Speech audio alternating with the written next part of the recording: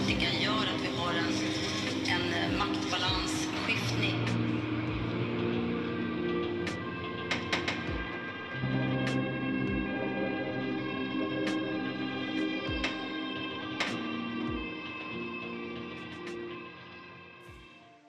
Detta är en invecklad historia och det kan vara svårt att hänga med ibland, men i fokus är 3 bröder plus en kusin från en familj som förekommer ofta gällande grov brottslighet i Malmö. Det finns även en annan familj bestående av 3 bröder och deras nära som förekommer lika ofta i samma typ av sammanhang. För att förklara bakgrunden till händelserna som följer senare måste vi börja från början. Men längre fram i videon så korsar bröderna vägar och misstänks kulminera i en brutal gängavrättning mitt i offentligheten. Så häng kvar till slutet av videon. I tidningarna vid 2020 pekas en brödratrio ut och man menar att bröderna från Bennetsväg i Rosengård i Malmö och deras kontakter organiserar och deltar i mordpatruller i Malmö och att de mot betalning åtagit sig olika morduppdrag. Flera av bröderna har vid olika tillfällen fått vistelseförbud i Rosengård. Lagen innebär att en person kan förbjudas att vistas inom ett avgränsat område om denne medvetet främjar brottslighet som allvarligt kan skada tryggheten eller där det finns risk för användning av skjutvapen eller sprängämnen. De organiserade mordpatrullerna består enligt uppgift ofta av en handfull, ibland ett 10-tal personer. Någon fixar vapen, bilar och mopeder, andra förvarar och transporterar vapen. Några spanar på måltavlan för att kartlägga dennes rutiner och till slut är det någon eller några som skjuter. Bröderna förekommer i utredningar om flera mord eller mordförsök som tycks vara beställningsjobb. I utredningarna återfinns även olika tyngre kriminella namn. Ett tecken på att de har samarbetat med andra. Det finns ingenting som talar för att de har en legal inkomst att tala om. De är vad polisen brukar benämna som livsstilskriminella. Redan 2010 omnämndes de 2 äldre bröderna i samband med allvarliga brott. Sayed, född 1993, var tidigt på morgonen den 7 oktober 2010 på väg till skolan. Det nybyggda Norra Sorgenfri gymnasium i Malmö. Den 17-åringen upptäckte 2 killar som gick bakom honom på närliggande Båstadsgatan. Den ene tog fram ett vapen och sköt honom först i benet och liggande på marken sköts han ytterligare 2 gånger i benet. Han blev allvarligt skadad och tillbringade 3 veckor på sjukhus och i efterhand har beskjutningen uppgetts gett honom långvariga psykiska och fysiska besvär. Sayed är sedan en lillebror, Ahmad, född 1994, som numera är lika känd av polisen. Den 15 juli 2010 sköts Ahmad i benet på en innergård på Bennetsväg i Rosengård i Malmö. Men Ahmad vägrade att prata med polisen om några detaljer om hur händelsen gick till och någon person misstänkt för skotten greps aldrig. Polisens teori var dock ett självförvållat vådaskott. Det är ingen mindre än Sayed själv som råkade vådaskjuta sin lillebror Ahmad när Sayed satt och lekte med en pistol som han hade med sig ut på gården. Vapnet gömde man sedan undan snabbt. 11 februari 2015. Polisen hade vinkat in bilen som den 21-åriga mannen körde. En Mercedes av nyare modell till kontroll. Men istället för att stanna körde Ahmad vidare i mycket hög hastighet på den tungt trafikerade Amiralsgatan i Malmö. En polisjakt upptogs men fick ett abrupt slut när Ahmad kraschade in i ett par parkerade bilar. Detta efter att ha kört mot rött ljus 2 gånger i rad i en hastighet som polisen uppfattade till över 100 km i timmen. 3 personer skadades i den omfattande kraschen. 2 av dem, en mamma och hennes spädbarn, fick livshotande skador efter att ha blivit inklämda mellan bilarna. Spädbarnet satt samtidigt fast under bilen. Föraren och hans 3 medpassagerare, varav en var hans lillebror, klarade sig samtidigt med lindriga skador. Föraren åtalades för grov vårdslöshet i trafik, grovt vållande till kroppsskada och grovt avvikande från trafikolycksplats. Eftersom 21-åringen saknade körkort åtalades han dessutom för olovlig körning. Trots sin ringa ålder förekommer han redan under 16 avsnitt i belastningsregistret. Bland annat flera fall av olovlig körning samt rattfylleri. Bland de övriga brottsrubriceringarna märks rån, vapenbrott, narkotikabrott, hemfridsbrott, våldsamt motstånd samt hot mot tjänsteman. Ett av de mord som bröderna tros vara inblandade i är mordet på Ahmed Foret Abdulaziz på Ramelsväg den 30 mars 2017 i Rosengård. Mordet utfördes av 2 skyttar. Ena skytten misstänktes vara brödernas kusin. Men han blev frikänd för mordet och har nu själv blivit ihjälskjuten.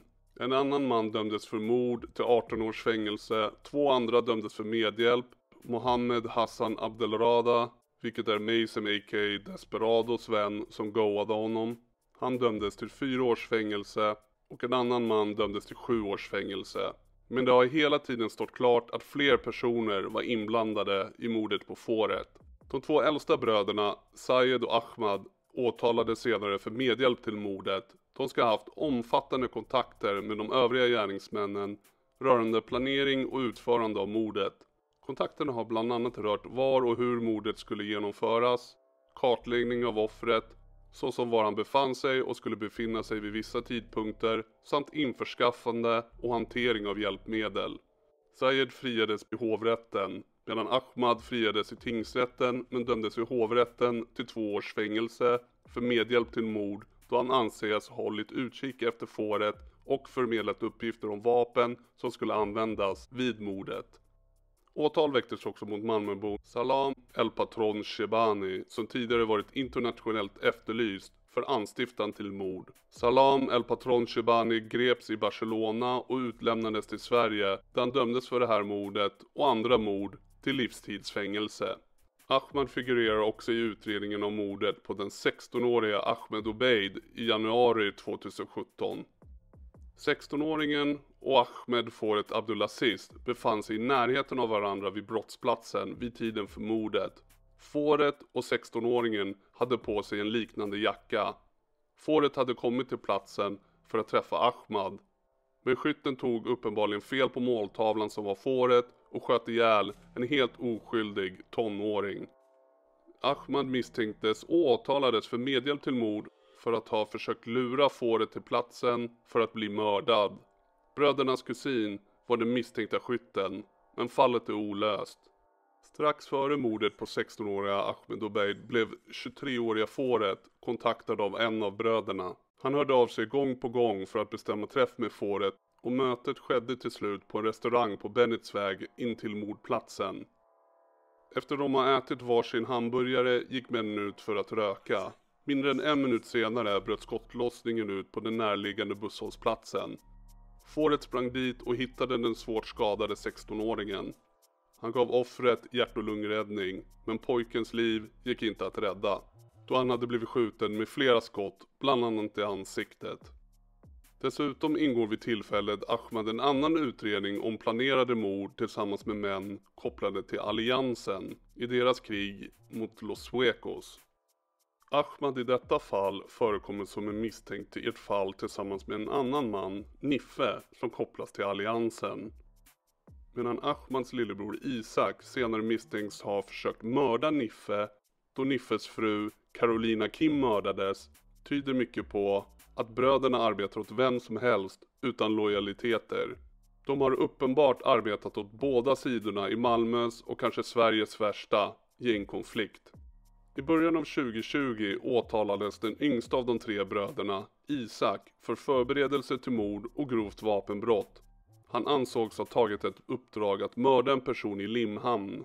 Han hade skaffat fram vapen och 2 andra personer som skulle hjälpa till. En av de 2 ville inte hjälpa till och ringde till polisen. Det blev dock en frikännande dom för förberedelse till mord, men en fällande dom för grovt vapenbrott för Isak. Den äldsta brodern Sayed är för sin del dömd för inblandning i mordförberedelser på en kriminell man från Göteborg som flyttat till Lund. Den som skulle mördas kunde enligt polisen kopplas till ett par sprängdåd i Göteborgsområdet. Sayed dömdes till fängelse i 7 år för förberedelse till mord i tingsrätten, men han friades i hovrätten. Sayed var också misstänkt för inblandning och medhjälp i mordet på 23-åriga Saki som sköts ihjäl på von Rosensväg i Rosengård i Malmö inom konflikten mellan Los Suecos och alliansen. Han kunde dock inte knytas till mordet. 2 andra personer dömdes dock. Sayed blir under 2023-2024 både åtalad för grov stöld och häktad för ett knivmord i Kroksbäck i Malmö. Den 22 september 2023 var en polisanställd man på väg till en födelsedagsfest på Möllevången, och på Bergsgatan träffade han på 3 män.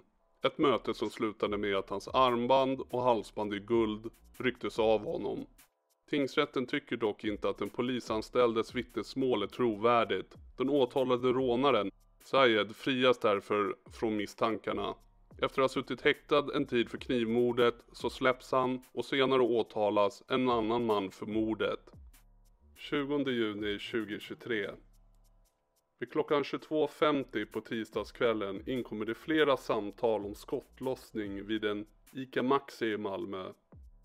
I ett parkeringshus på Cypresvägen 4 ska enligt vittnesuppgifter 2, möjligen 3 personer avfyrat över 10 skott mot en man som sitter i förarsätet på en bil. Gärningsmännen ska sedan ha lämnat platsen på en moped. 27-åriga Taha satt och väntade i sin bil i parkeringshuset vid ICA Maxi med sin 11 månader gamla dotter i en bilbarnstol i baksätet. Dotterns mamma hade precis gått in i matbutiken tillsammans med ett barn som var med paret. Han hade sagt åt henne att skynda sig då han skulle träffa någon efter. Då började skotten eka i garaget när flera maskerade skyttar öppnade eld, och medan offret trycker ner gaspedalen träffades han i huvudet, ansiktet, bålen och skuldran och föll ner över ratten. Utredningen visar att det endast var tillfälligheter som gjorde att barnet i bilen inte träffades av skotten. 3 av kulorna passerade nära barnet, en av dem träffade låset, vilket gjorde att den inte trängde igenom bildörren som barnet satt bredvid. Flickan klarade sig oskadd, men 27-åriga Taha avlider av sina skador. Totalt 16 tomhylsor från 2 typer av ammunition återfinns senare på brottsplatsen. Skotten ska ha kommit framifrån, dels genom framrutan och dels från höger genom sidorutan och möjligen genom dörren. Det är kaos med mycket människor på platsen. Vad det 27-åriga dödsoffret inte visste att också på brottsplatsen var ett flertal andra personer med koppling till Malmös undre värld som befann sig i samma byggnad sedan en timme tillbaka, väntandes på 27-åringen enligt polisutredningen. På övervakningsfilm syns bland annat nu 2 åtalade män som enligt polisen är knutna till ett nätverk på Lindängen. De rörde sig fram och tillbaka utanför butiken. En av dem var iklädd huva och hade stundtals handskar på sig, trots att det var juni månad. När dödsoffrets sambo gick in på ICA vid 18 minuter över 10 passerade hon en av de åtalade männen på några meters avstånd. När mannen och hans sällskap sedan lämnade ICA sneglade de in i garaget där offret då satt i sin felparkerade BMW. En kvart senare dök 2 maskerade män upp inne i garaget med varsin pistol. De sköt 15 skott in i bilen från nära håll. Skotten var mycket nära döda flickan. Det är endast tillfälliga omständigheter som gör att hon inte träffas. Spåret som fick polisen att fokusera på 2 personer från Lindängen-nätverket som de beskriver var en patronhylsa från brottsplatsen. På den kunde teknikerna säkra ett DNA-spår från en av männen som fastnat på övervakningsfilm inför dådet. Ett bevis som är avgörande för att få en gärningsman fälld. I den andra mannens mobil hittade polisen filmer som är datummärkta samma dag som mordet. Där ser man pistoler av samma typ som användes vid skjutningen. Polisutredarna har därefter lagt ett pussel för att knyta männen till brottsplatsen och dådet. Det saknas nämligen en rad viktiga bevis. Kameraövervakningen fångade inte dådet och inget vittne har kunnat ge betydande utpekanden av gärningsmännen. Inget av mordvapnena är heller hittade, och analysen av de nämnda mobilfilmerna kan inte med säkerhet säga om det är gärningsmännens mordvapen som syns. Det är likaså oklart hur de åtalade männen kunde veta att offret var på väg till ICA Maxi. Polisen misstänkte först att de hade haft en GPS-puck monterad på hans bil, men någon sådan har inte hittats. I ett förhör med en person under polisutredningen säger denne att offret, Taha, blev mördad, att de även försökte mörda hans kusin Sayed, men han sprang iväg och kom undan. Taha och Sayed ska ha varit tillsammans när Taha blev mördad. Detta hade personen hört efter händelsen. Personen känner varken offret eller Sayed men menar på att de är kända i Malmö. Han säger att han tror att de vill skjuta Taha och Sayed på grund av en gammal konflikt kopplad till hans lillebror, Isak. När det gäller motivet för mordet på Taha så refererar polisen till ett avlyssnat samtal den 30 april 2023, knappt 2 månader innan mordet. Där framgår det uppgifter att dödsoffret ska ha lurat 2 personer på 70 000 kronor. När de 2 männen konfronterade offret ska offret ha slagit en av dem. Offret ska de sista 4-6 månaderna av sitt liv börjat umgås med en välkänd man inom Malmös undre värld, David. Båda 2 av de misstänkta och åtalade männen är vänner till David. David samt hans 2 bröder är välkända i Malmös undre värld. Ett av de mordvapen som användes ska även användas när en lägenhet på Korallgatan i Lindängen i Malmö blev beskjuten 7 juni 2023, 2 veckor innan mordet. Polisen larmades då vid 2-tiden på natten och när polispatrullerna kom fram fann man en beskjuten lägenhet i ett av flerfamiljshusen. 11 juni 2023, en villa i södra Malmö besköts med flera skott strax innan 2-tiden på natten. På gaven som vetter ut mot gatan syns 5 skotthål. Poliser säkrade en hel del tomhylsor på gatan utanför den beskjutna villan. 28 juni 2023, 8 dagar efter mordet på ICA Maxi. En man stod utanför sin bostad när 2 unga män bad honom att goa en granne för att denne skulle luras in i en dödsfälla. Några timmar senare blev både han och grannen, David, beskjutna. Bakgrunden till dådet misstänks av polisen var en konflikt på Lindängen som ledde till flera våldsdåd. Först blev en villa beskjuten den 11 juni, några veckor senare den 28 juni dök 2 maskerade män upp på samma adress och sköt in i trädgården igen, men den här gången besvarades elden. Några timmar senare stod grannen utanför sitt hus och rökte med en av de grannar, måltavlan han tidigare vägrat goa, David. Måltavlan är samma person som nyligen umgicks med mordoffret den 20 juni.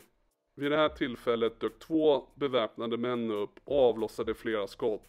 Ett träffade grannen i axeln och gick ut genom halsen, någon millimeter från halspulsådern. Måltavlan lyckades fly, men grannen föll till marken. Medan han låg ner fick han ta emot flera slag i huvudet med pistolen. Sen flydde skyttarna. Dådet ledde till att 2 bröder åtalades för mordförsök på både grannen och måltavlan, samt även för grovt vapenbrott. Bröderna blev friade i rätten.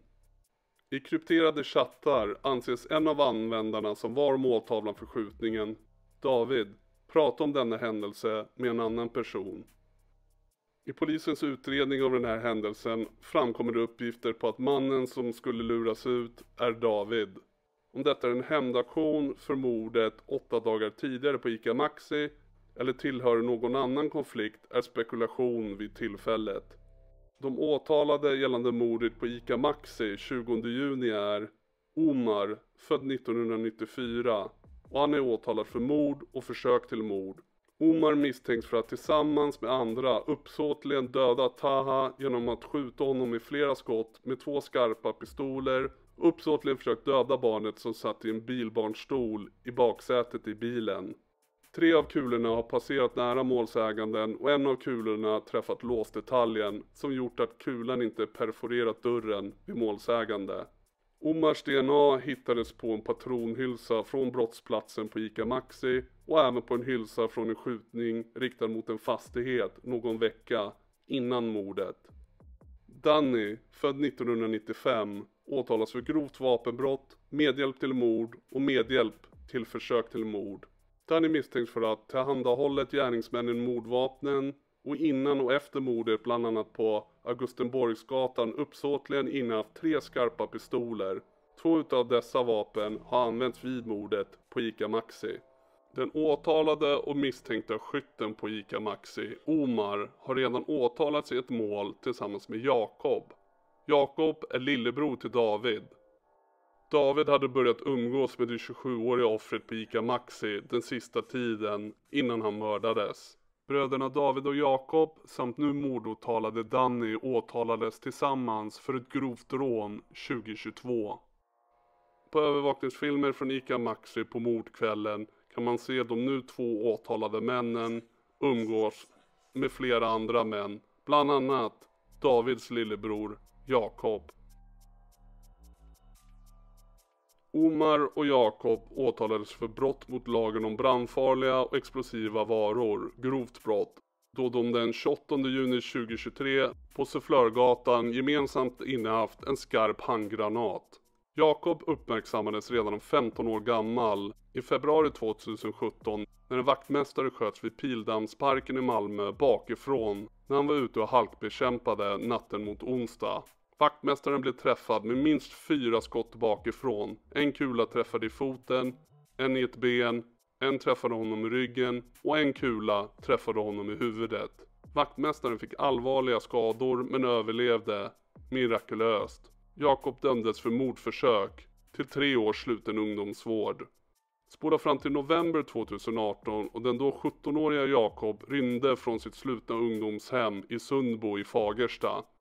Samma månad i Västerhaninge i södra Stockholm anhålls 4 unga män misstänkta för att kidnappa den 16-åring i Västerhaninge och tvingat hans föräldrar att betala för att få honom släppt. Pojken blev misshandlad och hans föräldrar fick lämna pengar på en parkbänk för att få hem honom. De 4 misstänkta, en av dem Jakob, åtalas för människorov, utpressning, misshandel och olaga hot. Jakob och David har en till bror, deras storebror Isak, född 97. Isak dömdes för ett uppmärksammat mord i Gullvik i Malmö. Vid klockan 18.50 på söndagskvällen kommer det larm om skottlossning på Sensorsgatan i Malmö. I en varm septemberkväll och på gården var flera personer ute och grillade när en bil i hög hastighet körde in på gården och krockade med en sten. Efteråt kom 2 mopeder med beväpnade män och sköt minst 15 skott mot bilen. 4 män som sitter i bilen blir alla träffade av skott.